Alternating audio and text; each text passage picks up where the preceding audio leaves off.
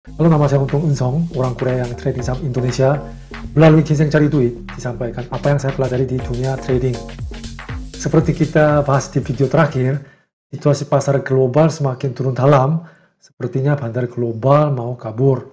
Lalu ada ancaman nuklir dari Putin, kekhawatiran Inggris, saat musim laporan keuangan kuartal ketiga yaitu bulan Oktober sudah mendatang. Sepertinya market saat ini tergantung pada bandar global terbesar kayak mereka, big names. Nah, mereka ada di mana? Di Wall Street, New York, Amerika. Ada wanita Korea sebagai bukan mainstream yang masuk Wall Street melalui kerja keras dan menjadi mandiri dan akhirnya sukses. Panggilan cewek ini adalah New York Jumin, artinya warga New York, karena dia tinggal di New York. Ya, berdasarkan kesuksesan dari investasinya dan pertumbuhan channel YouTube-nya dia ini udah mencapai 270.000 subscribers dalam 2 tahun. Nah, dia pensiun dini dari dunia hedge fund Wall Street di umur 30-an. Dan sambil menjalankan channel YouTube-nya dia, sekarang dia membangun platform saham Amerika dengan mantan developer dari Google. Ya, mereka usaha sendiri. Ini contoh video dia di channelnya. Nah, sekarang dia menjelaskan maksud dan tujuan Tesla masuk di S&P 500. Oke, berarti New York Jumin ini sekarang sudah mantan hedge fund trader. Nah, mari kita pahami dunia investasi dan trading melalui sudut pandang hedge fund yang dia alami di lapangan dan cara survive dari pasar Amerika, di mana pasar yang membuat resesi global saat ini. Nah, sebagai tambahan, jika ada yang bermimpi mendapatkan pekerjaan di Wall Street, dan bisa bicara bahasa Korea, saya sarankan Anda untuk menonton channel dia dan membaca bukunya dia. Oke, siapa New York Jumin? Nama asli Koreanya Hong Hyun, marganya adalah Hong, namanya Hyun, tapi panggilan New York Jumin di channel YouTube. Dia lulus dari Wharton School di Pennsylvania dalam 2,5 tahun. Ketika dia lulus, kebetulan ada krisis keuangan 2008 itu terjadi. Maka dia sulit memasuki bidang keuangan di Wall Street yang dia impikan. Jadi dia geser ke McKinsey Consulting sebagai alternatif. McKinsey aja jadi alternatif ya. Setelah krisis keuangan mereda, dia bisa memasuki Wall Street. Akhirnya impiannya dia sebagai investment banker. Mulai dari JP Morgan, kemudian Citigroup. Dan akhirnya New York Jumin berhasil masuk ke hedge fund, di mana siapapun yang bekerja di Wall Street, mereka impikan sebagai tujuan akhir hedge fund. Ya, kalau melihat karirnya yang fancy, terpikir dia mungkin adalah putri dari keluarga kaya, maka hanya menempuh pendidikan elit. Benar nggak? Sebenarnya tidak. Dia lahir dari orang tua PNS, pegawai negeri sipil, keluarga sederhana. Dan mengapa dia bisa lulus dari universitas dalam cuma 2,5 tahun? Karena biaya kuliahnya semua dari pinjaman mahasiswa, student loans. Satu-satunya cara mengurangi beban pinjaman 200.000 dolar US itu sekitar 3M lebih. Ya, satu-satu caranya ya lulus lebih awal dari yang lain. Maka dia belajar keras. Dia bekerja di Wall Street selama 12 tahun. Katanya gaji awal di Wall Street itu sekitar 150.000 dolar per tahun. Kalau dirupiahkan 2M lebih. Ya, kelihatannya kan keren. Tapi dikatakan dia bekerja 120 jam seminggu. Jika Anda bekerja 7 hari berturut-turut seminggu, itu berarti 17 jam sehari. Rasanya kan seperti tinggal di kantor. Nah, dia bilang tidak pernah pacaran selama ini, terus kerja sampai dia menderita rambutnya rontok parah karena stres dan kelelahan. Buat seorang wanita berusia masih 20-an, rambutnya rontok parah, nah itu bisa jadi shock kan. Tapi dia bilang dia sangat menikmati prosesnya dengan kegembiraan, belajar dan berkembang. Hasil kerja kerasnya membuahkan hasil, yaitu kesuksesan investasi pribadi, dan tabungannya juga tebal, ditambah kesuksesan channel YouTube. Lalu bisa menulis buku, terus memulai usaha sendiri, membuahkan hasil manis. Video ini didasarkan pada buku New York Jumin, The Answer, Wall Street yang dia lalui, buku harian, diary, tentang apa yang dia lihat, dengar, dan alami. Oke, ini adalah semacam piramid kelas di Wall Street. Oke, di paling bawah ada broker-broker yang berurusan dengan retail. Misal Robinhood, mungkin pernah dengar kan? Ini seperti ajaibnya Indonesia. Nah, di atas itu ada Goldman, UBS, itu investment banks. Yang kliennya adalah investor institusi. Disinilah New York Jumin memulai karir Wall Street-nya. JP Morgan dan Citi juga termasuk di sini. Nah, di atasnya mutual fund, index fund. Nah, itu mereka memiliki omset relatif kecil atau fee-nya tipis. Makanya bukan nasabah utama bank investasi ini. Kemudian tempat di mana dia melompat, hedge funds, berada di urutan teratas kedua, di mana orang-orang super kaya dan berbagai dana pensiun besar ingin menitip dananya. Karena hedge fund itu membuat pengembalian absolute, yaitu absolute profit. Jadi di pasar saham dalam situasi apapun mereka cetak cuan. Dan di paling atas itu adalah family offices, tempat yang tidak menerima dana nasabah sama sekali. Mereka nggak mau pusing mengelola uang orang lain.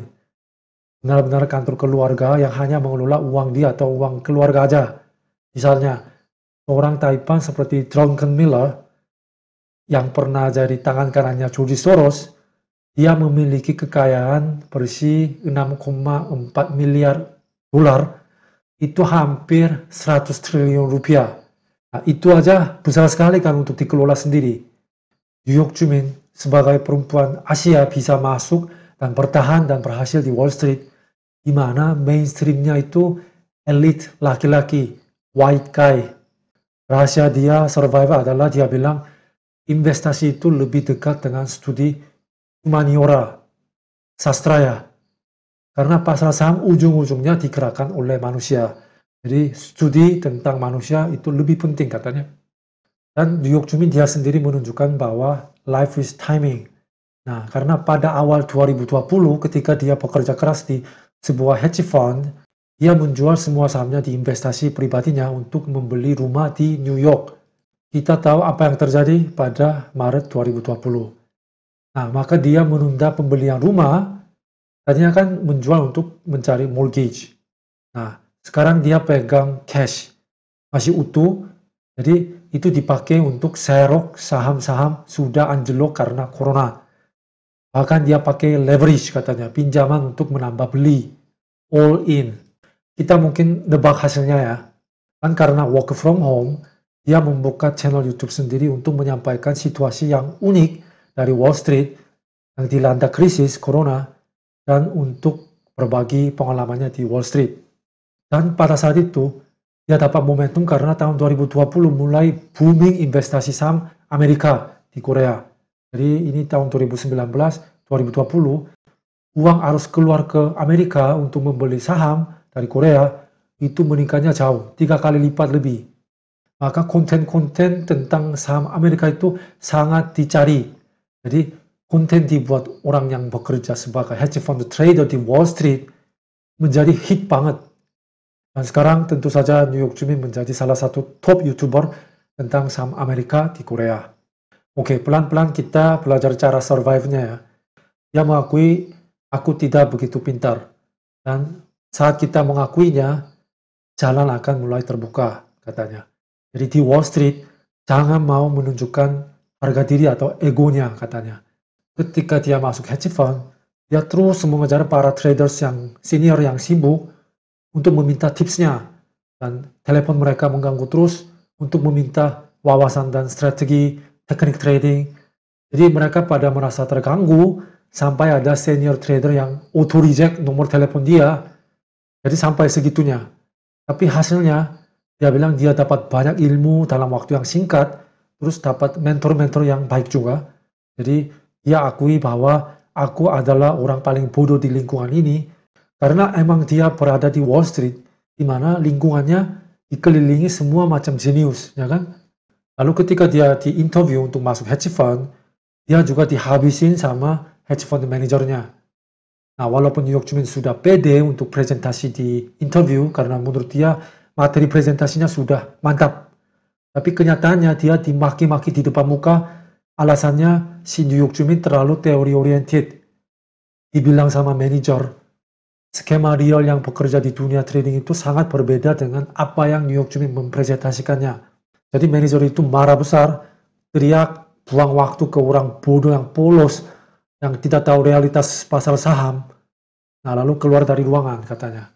Nah, itulah Wall Street, tidak ada basa-basi, sopan santun, langsung bantai kejam. Jadi dia, New York jumin, merasa malu sekali waktu itu, tapi dia bersyukur karena mendapat pelajaran yang bagus dengan harga semurah itu katanya. Jadi buat dia itu kejutan baru, beralih dari banker ke sudut pandang hedge fund. Nah, setelah itu dia dapat arahnya dan akhirnya masuk ke hedge fund setelah beberapa wawancara. Menurut dia formula sukses terdiri seperti ini, 5 unsur. Talent, bakat atau otak, ini faktor genetik ya, yang diturunkan dari orang tua. Kemudian background, keluarganya kaya atau enggak. Ketiga, koneksi orang, jaringan. 4, keberuntungan. Dan terakhir, hard work, kerja keras. Dari kelima variabel tersebut, variabel yang hanya bisa dikendalikan New York jumin, dia bilang adalah hard work. Dan dia bersyukur karena setidaknya ada satu hal yang bisa dia kendalikan langsung untuk sukses. Dia mengakui otak dia hidup hanya di antara para jenius, jadi dia adalah yang paling bodoh di Wall Street katanya. Background, dia belajar bahasa Inggris dan matematika dari ayahnya karena keluarganya tidak mampu untuk mengirimkan dia ke akademi swasta. Koneksi orang, dia tipe tidak suka bersosialisasi. Katanya dia tidak ramah. Mungkin makanya dia tidak pernah jadi orang sales ya. Kemudian keberuntungan, dia bilang dia selalu harus berjuang mati-matian untuk mendapatkan sesuatu yang dia mau. Tapi upaya kerja keras, dia berbicara dengan PD, saya meningkatkan variabel ini, hard work, semaksimal mungkin sampai nilai ekstrim. Dia tidak ada 4 unsur ini, dia cuma pegang 1. Sedangkan Wall Street, banyak banget orang-orang yang punya kelima unsur ini semua. Mereka jenius, kebanyakan anak orang kaya, otomatis dapat 2 ini. Maka buat New York jumin, bandingkan dengan orang lain di lingkungannya itu tidak berguna. Dia bilang, tidak membandingkan diri saya dengan orang lain, hanya membandingkan dengan diri saya kemarin. Sedangkan pengembalian investasi itu terdiri 5 unsur ini menurut New York jumin. Pertama, periode. Jadi secara statistik, probabilitas cuan itu lebih tinggi ketika long term.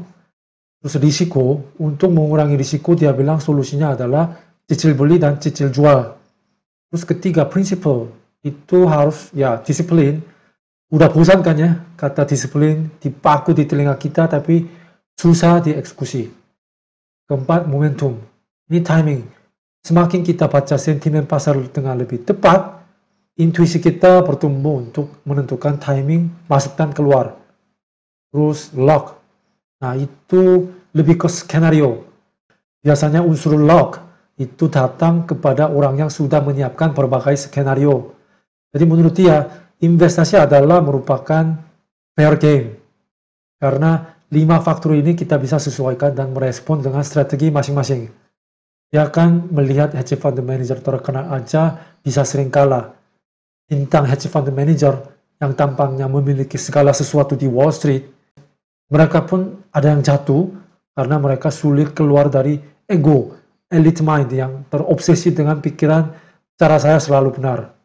New York jumin ceritakan satu contoh, salah satu bintang hedge fundnya jatuh. Pernah dengar Sears Department Store di Amerika, dia punya Kmart. Nah, seorang bernama Eddie Lampert, mantan manajer hedge fund terkenal di ESL Investment, pernah sampai dipanggil the next Warren Buffett. Pernah.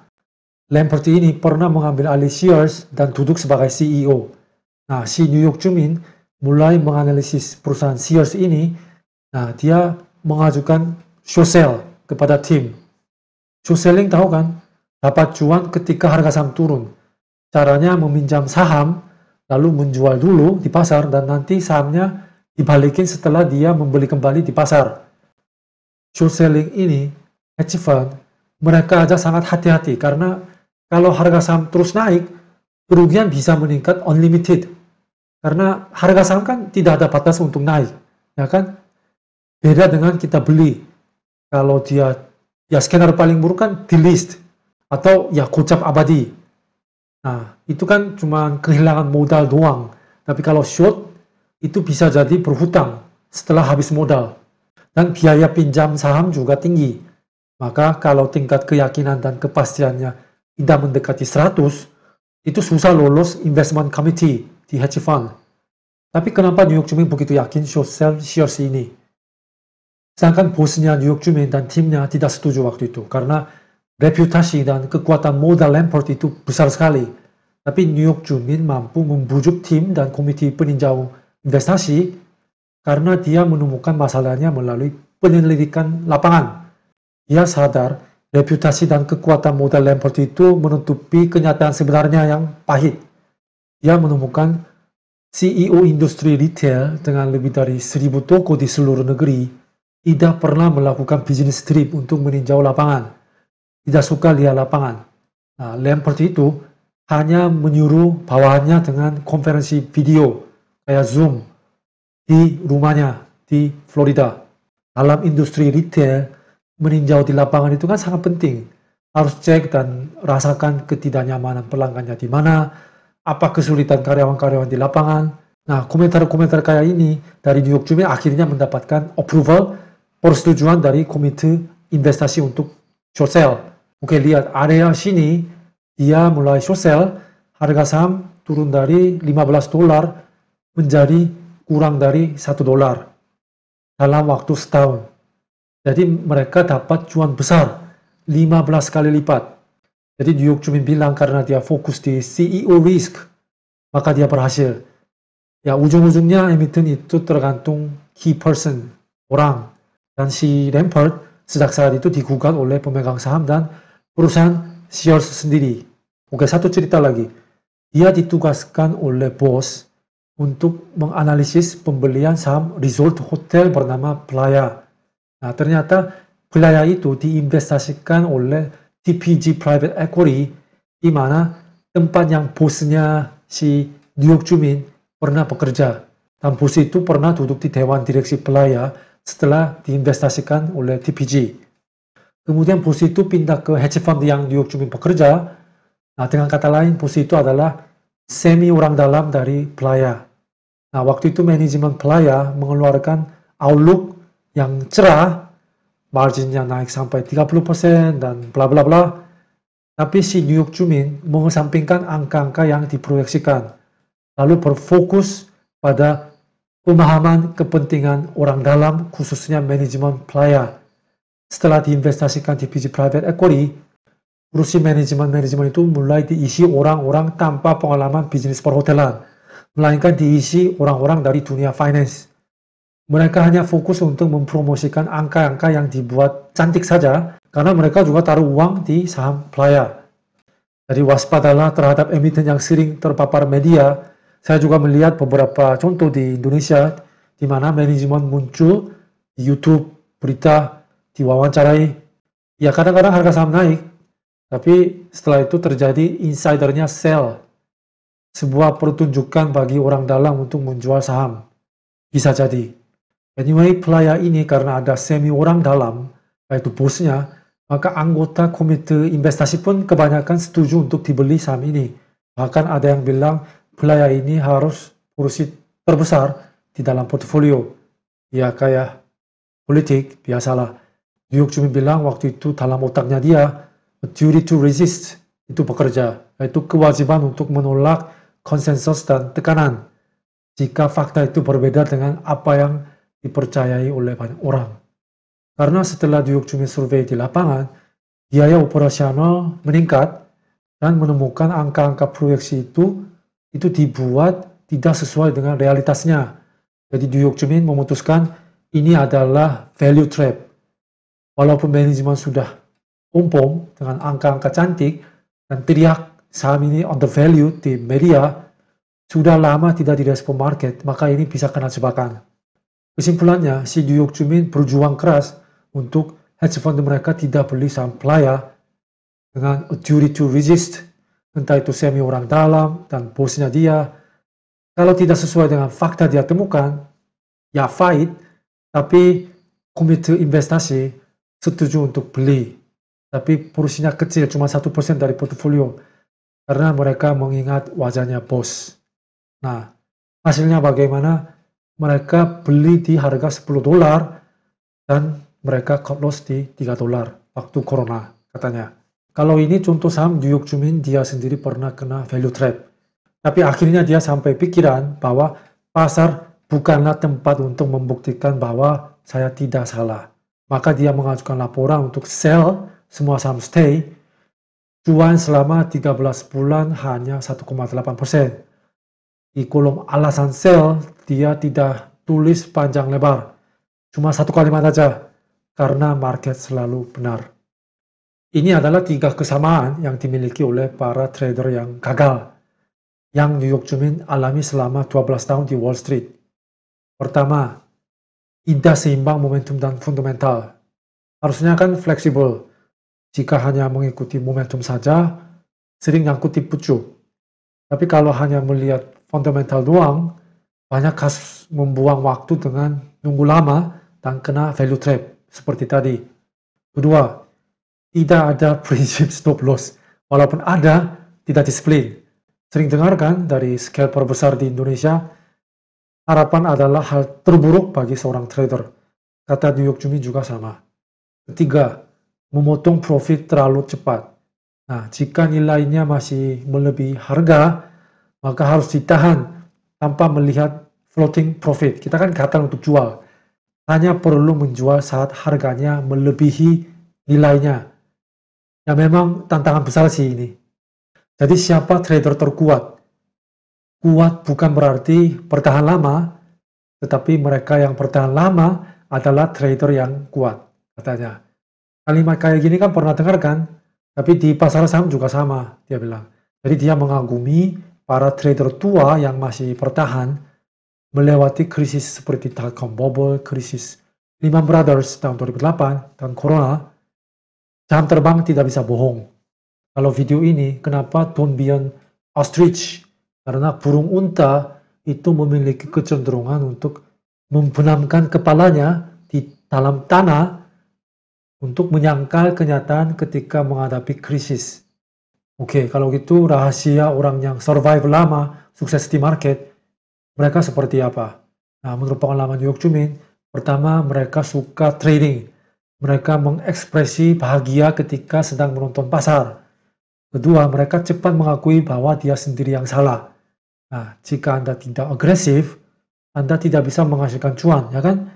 Tapi jika Anda tidak defensif, Anda tidak bisa mencegah loss. Jadi fleksibilitas untuk mengakui kesalahan diri sendiri dengan cepat itu adalah kunci, katanya. Ketiga, kemampuan untuk mempertanyakan dan menolak konsensus publik. Oke. Keempat, bersikap sangat gigih. Tahu kan film Wall Street? Nah, adegan ini terkenal. Charlie Sheen, dia menelepon sekretarisnya Michael Douglas setiap hari selama 59 hari, terus baru dikasih kesempatan untuk bertemu dengan Michael Douglas. Nah, di dalam film nama Michael Douglas itu Golden Gecko, dia investor Taipan, dan Golden Gecko berkata, ini dia harus meletakkan foto kamu di bawah kata persistence, yaitu ketekunannya dalam kamus. Oke, apa DNA seorang investor dan trader sukses? Jika Anda bisa menjaga ketenangan pada saat kedua situasi ekstrim ini, Anda bisa berhasil, katanya. New York Jumin bilang dia bertanya pada dirinya sendiri setiap pagi, jika saya memegang cash 100% sekarang, apakah saya akan membeli saham yang saya pegang sekarang? Kalau jawabannya iya, hold, tahan. Tapi kalau tidak, buang. Oke, berikut adalah beberapa tipsnya dari New York Jumin untuk para traders. Oke, pertama, trading tidak bisa menjadi hobi. Secara mental Anda harus serius. Karena kita bersaing dengan traders profesional yang mempertaruhkan nyawa mereka di pasar.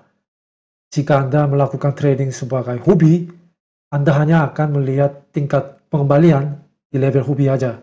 Kemudian, selama Anda selalu takut sama pisau jatuh, Anda tidak akan pernah melihat bottomnya.